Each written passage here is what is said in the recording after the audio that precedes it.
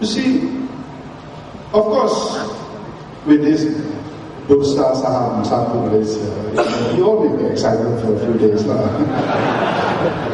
And he will try and prop up the stock market, and you will be happy for a few days. And then the market will drop, and then you will suffer again.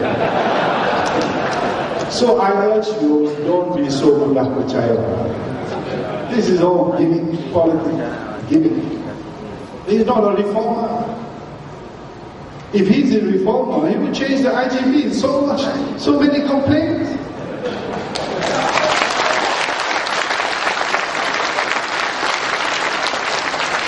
Many hundred people die in custody. Many hundred. Datuk Zaid's report in Royal Commission talk about corruption in the police force. And the allegation made by a deputy minister in the government, and he's still a deputy minister today, that the IGP is connected with the underworld. Are you interested in investigating this thing? In fact, you probably get an extension.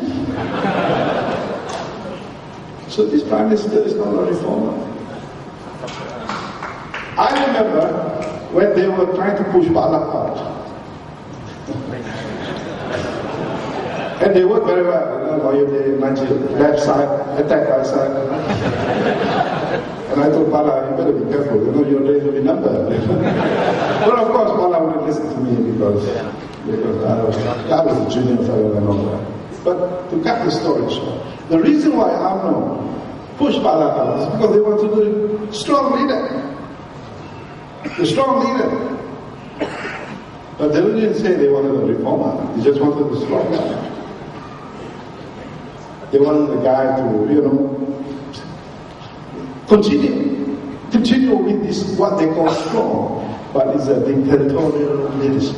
That's what they wanted to do. They won't remove this ISA, because this ISA will make you fearful, will make you scared. Takut. And for so long as Malaysians are takut, they will rule. But today, I think things will change. Keadilan PAS, DAB, we are committed to changing this country. We must make this country better.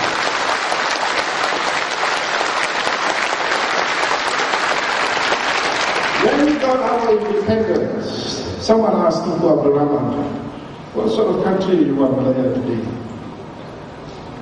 And Tunku said, I just wanted my people to be happy.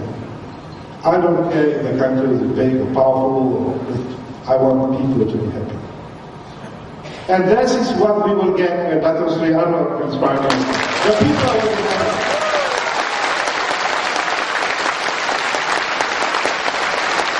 We will be happy because there will be no arbitrary arrests. We will be happy because there will be less corruption, I'm sure. You can't eliminate all these things altogether. We will be happy because we will not be picked up by anybody by the special branch. We will be happy because we will be able to read the newspapers containing the truth. Not today's newspapers, which are all rubbish, absolutely rubbish.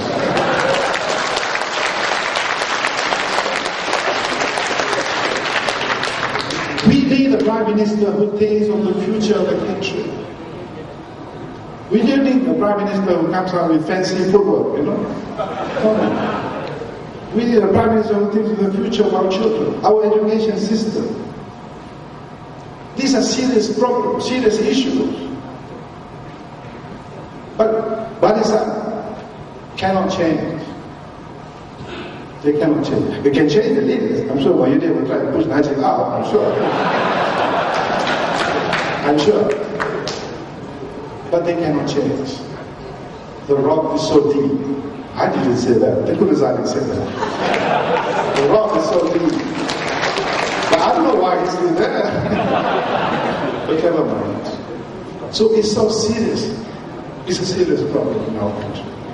There was a survey for our undergraduate, I believe it's University, Utara University Bangsa, on corruption. 35% of the undergraduates said, well, it's okay to be corrupt. So what has happened to our country? If we believe that corruption is okay, one day we will say murder is okay, killing is okay. Because we don't value life. We don't value it. It's just a number. It's just a number. So this ethical, moral government we need. Desperately. Desperately. Desperately. And I want to urge supporters of Kadela, DAP, PAS. Let's work together. Work together. We can topple this government. We can.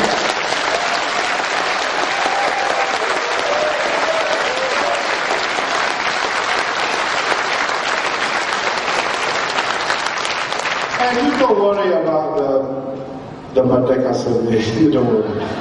If I have money, I can get a survey done tomorrow. I'm sure I'll be very popular too. No, you don't worry. Because if Najib is really popular, he would have called for elections in Perak, in the state of Perak. He would. Why are you scared? Your rating has gone up. Why? And I want to touch a bit about what my friend Yang Khalid said about Mani Murai. I was there with him. And don't be disheartened. Don't be disheartened. They were using everything under the sun. And it was a small constituency, 10,000 tons. The rubber price is not doing well. Half of Mani Murai is under the control of the federal government. Keseta, Ferda. It was a difficult place. It was a difficult city. But if they cannot win in Mani Murai, I can assure you they cannot win anywhere else.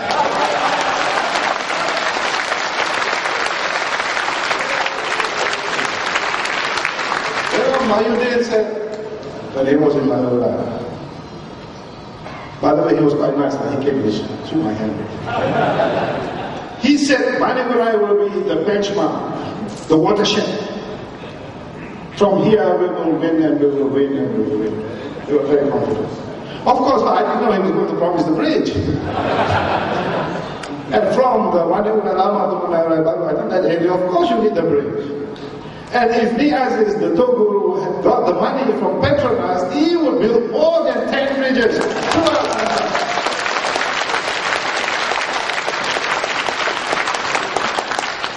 But they won't pay. They won't pay. It's a very simple agreement. It's a 3-page agreement, but it's very clear. It's very clear. Datuk Zaid himself who signed the document. Datuk Zaid himself admitted in his blog. And I saw the agreement, I read it, Hussain gave it to me. It's very clear. Even 6:30 lawyers in UMNO can interpret it.